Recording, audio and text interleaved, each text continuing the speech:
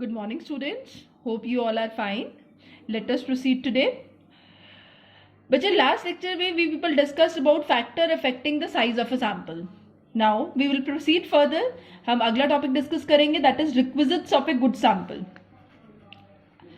Requisites of a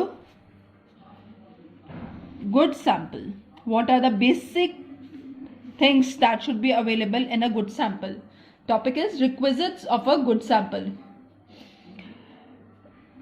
बच्चे requisites means basic necessities of a good sample. Requisites में पहला जो requisite होना चाहिए that is representative. Representative, very important, representative. The sample being selected should represent the population या investigation area. He should be able to represent all the items under investigation. So the sample should represent, because sample has been selected to conduct a study of universe. So sample should carry all the characteristics of the universe. So sample in itself should be complete. It should represent the universe. The first formal condition for a good sample is it should be representative. Second, it should be adequate. Adequacy. Sample should be adequate. Adequate means complete in all aspects. जो sample है that should have the characteristics of the population and should be complete in all aspects. The size must be adequate. अगर आपने से population 50,000 है, उसमें से 5 sample या 10 sample select किए हैं, तो वो पूरी पॉपुलेशन को रिप्रेजेंट कर ही नहीं सकते. सो एडुकेट मतलब साइज ऑफ द पॉपुलेशन के अकॉर्डिंग सैंपल का साइज जो है वो एडुकेट होना चाहिए, ना बहुत छोटा ना बहुत बड़ा. अगर बहुत छोटा सैंपल लोगे तो आपका जो डाटा है वो रिलायबल नहीं होगा, जो रिजल्ट्स हैं वो ट्रस्टवर्दी नहीं होंगे. और अगर बहुत बड़ा सैंपल ले लोगे तो उस पर इन्वेस्टिगेशन कैरी ऑन करना मुश्किल हो जाएगा. सो दोनों ही केस में आपको ध्यान रखना है कि एडुक्वेसी, ना ज्यादा ना कम. एक तो पूरे यूनिवर्स को रिप्रेजेंट करे, दूसरा it should be adequate means complete in all aspects. It should represent the universe completely. So second is it should be adequate. Third characteristic is homogeneity. हाँ जी बेटा, sample should be homogeneous. That means जिस population से आपने sample लिया है वो उनके साथ एट पार होना चाहिए. It should B homogeneity. ऐसा नहीं है कि यूनिवर्स के कैरेक्टरिस्टिक्स और सैंपल के कैरेक्टरिस्टिक्स डिफरेंट है. It should be homogeneous. It should match to the characteristics of the universe. So in that sense, the sample should be homogeneous. Homogeneous या homogeneity, it means one and the same thing. कि जो आपने sample लिया है वो homogeneous with the universe होना चाहिए. उसमें वो सारे characteristics होने चाहिए ये universe में available है. That means जो characteristics universe के हैं वो सारे के सारे characteristics आपके sample में होने चाहिए. So sample should be homogeneity or it should be homogeneous with the population or universe under study. Next, it should be independent. What does independent means? A sample whose performance is dependent upon the inclusion of other item. मतलब sample अपनी performance तब दिखाता है अगर आप इसके साथ इस आइटम को साथ में इंक्लूड करते हो, तो आपको उसको सैंपल कंसिडर ही नहीं करना है. सैंपल की परफॉर्मेंस इंडिपेंडेंट होनी चाहिए. सैंपल जो अपने कैरेक्टरिस्टिक्स है वो इंडिपेंडेंटली डिस्प्ले कर रहा है. अगर उसके कैरेक्टरिस्टिक किसी और चीज की प्रेजेंट पे डिपेंडेंट है तो sample is not a good sample. So fourth characteristics, that is the sample should be independent. So first one is requisites of a good sample में it should be representative. It should represent the whole universe. Adequate, the size should be adequate, neither too small nor too large. Homogeneity, it should be go at par with the qualities of the universe. And fourth, independent, its inclusion should not be dependent, its performance should not be dependent upon inclusion of other items of the universe. So these are the 4 prerequisites for a good sample. A sample to be called as a good sample should carry all these qualities. So only the results, in case you take a sample possessing all these qualities, then only the results displayed by these sampling investigation will be correct enough. So this was the topic, that is requisites of a good sample. Factor affecting sample के बाद ये अगला topic था, that is requisites of a good sample. बच्चे बस almost we are at the end of the chapter. इसके बाद हमारे पास सैम्पलिंग की टेक्निक्स है बेटा. सैम्पलिंग की what are the various ways of sampling, what are the various kinds of sampling. हम सैम्पलिंग की टेक्निक्स डिस्कस करेंगे। पहली सैम्पलिंग की जो टेक्निक हम लोग डिस्कस करेंगे that is random sampling. First method is random sampling. Second one is systematic sampling.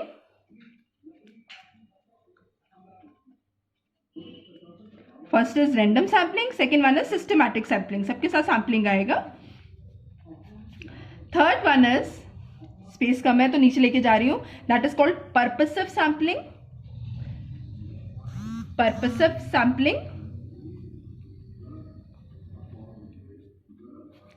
SAM है ये sampling. Fourth method is quota sampling.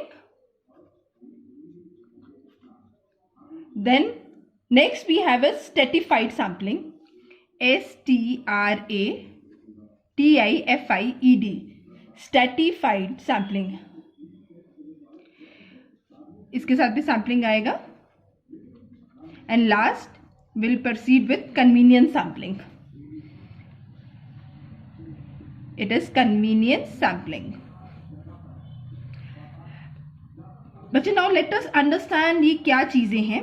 ये सैम्पलिंग की टेक्निक्स है, वेरियस वेज ऑफ सैम्पलिंग्स हैं। तो उसमें सैम्पलिंग की जो टेक्निक्स हैं, these are being classified into 6 types of sampling, that is as mentioned above. I will explain you all, the meaning of all of them is very important and it needs to be learn very properly. Now sampling की techniques में आ गई random sampling, systematic sampling, quota sampling, stratified sampling, purposive sampling and convenience sampling. One by one एक एक का meaning clear करती जाऊंगी। Late us start with random sampling. Let us start with the first one, that is called as random sampling. What is random sampling, पहले हम ये discuss करेंगे। हाँ जी बच्चे, random sampling is a sampling in which there is 100% probability of each and every item of the universe to be selected as sample। Layman के language में या डे टू डे लाइफ के एग्जाम्पल लेके अगर समझाऊं तो रैंडम सैम्पलिंग वो sampling होती है जिसमें सपोज करो हमारी क्लास में से हमने 4 सैंपल सेलेक्ट करने। Our class has 40 students in all. I put the slip carrying the name of each and every student of the class into a bowl, और उसके बाद I call somebody and I say take out the 4 slips to be selected as sample. तो अगर जो भी 4, सबका नाम बीच में डाला गया, 4 स्लिप्स उसमें से निकाली गई और उनको सैंपल सिलेक्ट कर लिया, तो हर आइटम की सिलेक्शन की प्रोबेबिलिटी क्या है, 100%। Selection probability of each and every item is 100%।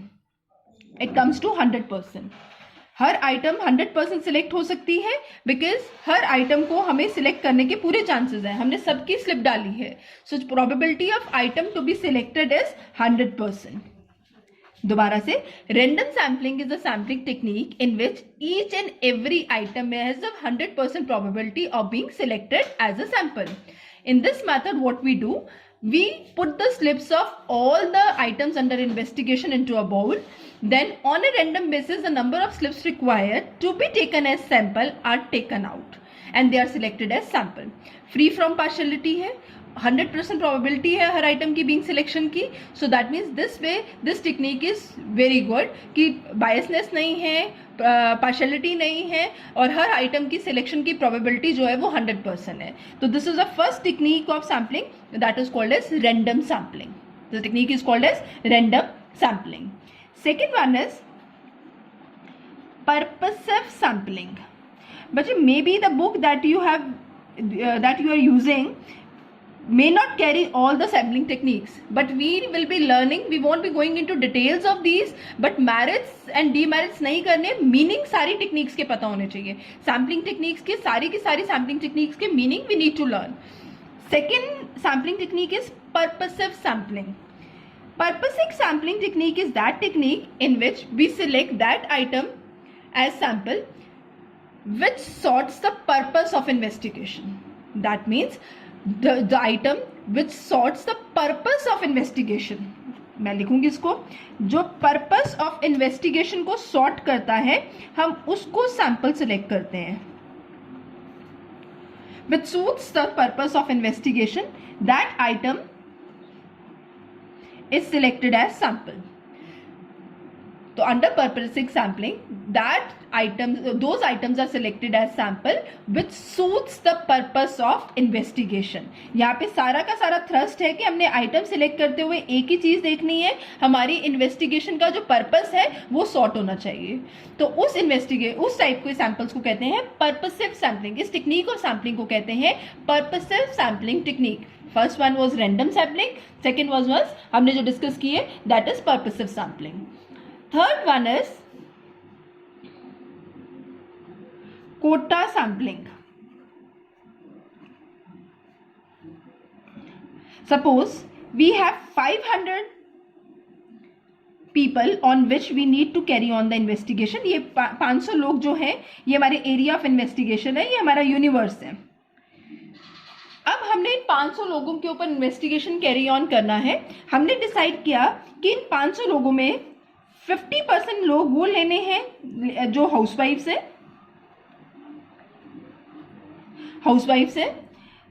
20% school going student लेने हैं, 10% वर्किंग क्लास लेनी है और 20% जो लेने हैं वो बिजनेसमैन लेने हैं, बिजनेसमैन और business women. That means investigation में कोटा फिक्स कर दिया कि 50% लोग जो हैं वो हाउसवाइफ्स होनी चाहिए, 20% लोग 500 में से 20% ऑफ 500 वो स्कूल गोइंग बच्चे होंगे या यंगस्टर्स होंगे और 10% वर्किंग क्लास होगा और 20% जो है वो बिजनेसमैन होंगे. सो हमने कोटा फिक्स कर दिया कि टोटल परसेंटेज में, टोटल नंबर में हर किसी का परसेंटेज क्या होगी. This type of sampling is called quota sampling. इसका मैं एक और बहुत अच्छा एग्जांपल दूंगी बेटा. कॉलेज में when the seats are, DU की सीट्स अनाउंस होती हैं, when the DU seats are being announce, उसमें बोला था 40% फॉर जनरल, 20% फॉर एससीबीसी से, 10% फॉर मैनेजमेंट एंड से 10% for, it is being announce कि it is for sports quota. So that means they have fix कि अगर टोटल नंबर ऑफ सीट्स 100 है, उसका 60% से जर्नल है, तो मतलब 60 सीट्स जर्नल, 20 एससीबीसी है 20%, तो 100 का 20% दैट कम्स टू 20 सीट्स जो है वो एससीबीसी की चली गई. 10 से मैनेजमेंट कोटा, वो 10 सीट्स मैनेजमेंट कोटा से फिल की जाएंगी और रिमेनिंग 10 जो है से वो स्पोर्ट्स कोटा से फिल की जाएंगी. तो ये जो आपने टोटल में हर किसी की परसेंटेज फिक्स कर दी है, इस टेक्निक को कोटा सैम्पलिंग कहते हैं. तो जो ये सीट्स फिलिंग की जाती है that is all on the basis of quota sampling. हमने कितने एप्लीकेंट्स आए हैं, हमने उससे कोई मतलब नहीं है कि ज्यादा एप्लीकेंट्स है तो सीट्स तो लिमिटेड है.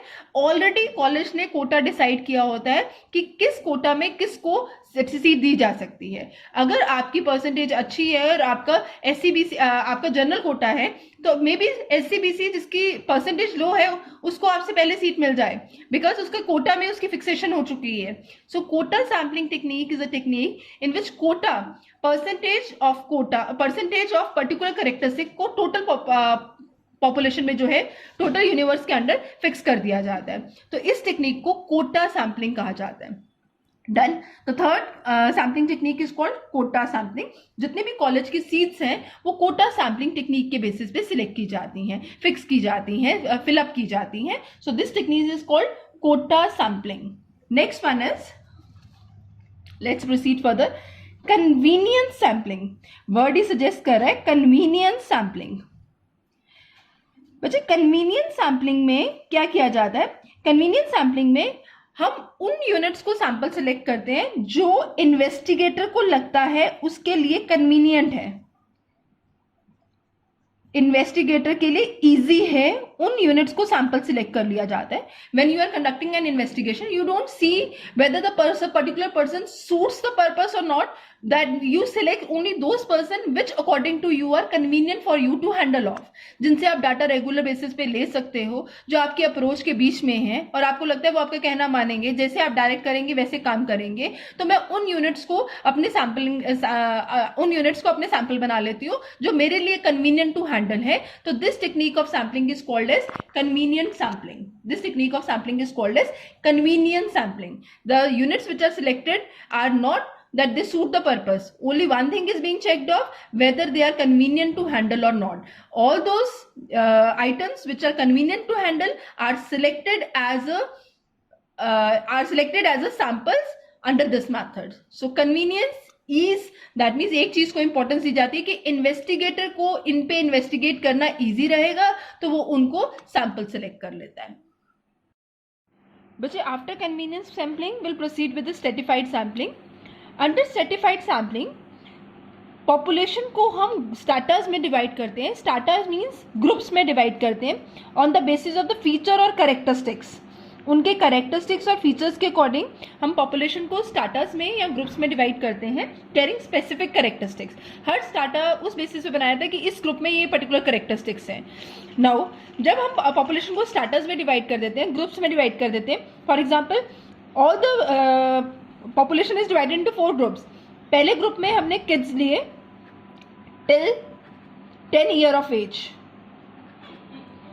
दूसरे में हमने 10 to 20 ईयर्स ऑफ एज के लोगों को डाला. तीसरे में हमने 20 to 40 डाल दिया. 40 एंड अबव को हमने लास्ट डाटा में डाल दिया. हमने पॉपुलेशन को कैरेक्टरिस्टिक किसी एक कैरेक्टरिस्टिक के बेसिस पे डिफरेंट ग्रुप्स में डिवाइड कर दिया. जैसे हमने 2 ग्रुप्स बनाए हैं, पॉपुलेशन को मेल और फीमेल में डिवाइड कर दिया, या एजुकेटेड और अनएजुकेटेड में डिवाइड कर दिया, या वुमेन को और मेन को वर्किंग और नॉन वर्किंग में डिवाइड कर दिया. तो ये जब हम पॉपुलेशन को किसी फीचर या कैरेक्टरिस्टिक के बेसिस पे डिफरेंट ग्रुप्स में डिवाइड कर देते हैं, दिस इज कॉल्ड स्टार्टर्स. अब हमने पॉपुलेशन को डिवाइड करने के बाद हमने इन स्टार्टर्स में से, इन ग्रुप में से नंबर ऑफ सैंपल सिलेक्ट करने हैं. सपोज करो कि मुझे 8 सैंपल सिलेक्ट करने हैं. मैंने पॉपुलेशन को 4 स्टार्टर्स में डिवाइड कर दिया. दैट मीन्स पर स्टार्टर मुझे कितने लोग चाहिए? 2 लोग, तभी 8 सैंपल पूरे होंगे. दोबारा से, stratified sampling technique is a technique in which population is divided into different starters और groups on the basis of feature और कैरेक्टरिस्टिक्स. किसी पर्टिकुलर फीचर या कैरेक्टरिस्टिक के बेसिस पे पॉपुलेशन को डिफरेंट स्टार्टर्स में डिवाइड किया जाता है, and then the number of samples are being selected from each starter as being decided. For example, मैंने बोला कि 8 हमें टोटल सैंपल्स लेने हैं. तो अगर पॉपुलेशन 4 स्टार्टर्स में डिवाइडेड है तो पर स्टार्टर कितने लोग आएंगे? 2 लोग सिलेक्ट हो जाएंगे. This type of sampling is called stratified sampling technique. This type of sampling is called stratified sampling technique. तो हमने रैंडम कर ली, हमने पर्पसिव कर ली, हमने कोटा कर ली, हमने कन्वीनियंस कर ली. हमने 5 सैम्पलिंग टेक्निक कर ली हैं. इसके बाद बच्चे लास्ट सैम्पलिंग टेक्निक जो हमारे पास रह गई है, that is systematic sampling technique. Under systematic sampling technique, every nth item is selected as sample. Every nth item is selected as sample. अब देखो, how every nth item is selected as sample. हमने एक system follow करना है. For example, हमने मेरी class में 40 students हैं. मैंने उनको सबको एक एक नंबर अलॉट कर दिया 1 to 40 तक. अब मैंने डिसाइड किया कि every 5th item is to be selected as sample.